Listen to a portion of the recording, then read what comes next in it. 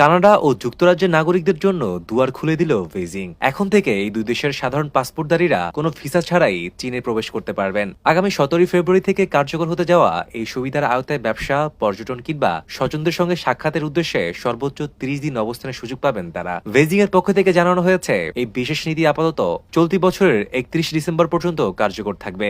দীর্ঘ কয়েক বছরের দ্বিপাক্ষিক টানাপোড়েনের অবসানে এই পদক্ষেপকে অত্যন্ত তাৎপর্যপূর্ণ বলে মনে করা হচ্ছে। সম্প্রতি বেইজিং এ কানাডার প্রধানমন্ত্রী মার্ক কার্নির সঙ্গে চীনের প্রেসিডেন্ট শি জিনপিং এর উচ্চ পর্যায়ে বৈঠক পরে এমন সিদ্ধান্ত এলো। বিশ্লেষকদের মতে 2018 সালে ম্যাং ওয়ানজো গ্রেপ্তার এবং হুয়াওয়ে ইস্যুতে যে তিক্ততা সৃষ্টি হয়েছিল, এই সিদ্ধান্তের মাধ্যমে সেই বরফ গলতে শুরু করেছে। মূলত বাণিজ্য ও কূটনৈতিক সম্পর্ক স্থিতিশীল করতেই চীনের এই নমনীয় অবস্থান। চীন তাদের দরজা খুলে দিলেও কানাডা বা যুক্তরাজ্য চীনা নাগরিকদের জন্য পাল্টা কোনো সুবিধা দেবে কিনা তা এখনো স্পষ্ট নয়। বর্তমানে ইলেকট্রনিক ট্রাভেল অথরাইজেশন বা ইটিএ ব্যবস্থার মাধ্যমে চীনাদের যাতায়াত নিয়ন্ত্রণ করে কানাডা। তবে পাল্টা পদক্ষেপ যাই হোক না কেন, বেইজিং এর এই ভিসা সংক্রান্ত বার্তায় পশ্চিমা বিশ্বের সঙ্গে বৈরিতার সম্পর্ক কমিয়ে আনার একটি পরিষ্কার ইঙ্গিত পাওয়া যাচ্ছে বলে মনে করছেন আন্তর্জাতিক সম্পর্ক বিশ্লেষকরা।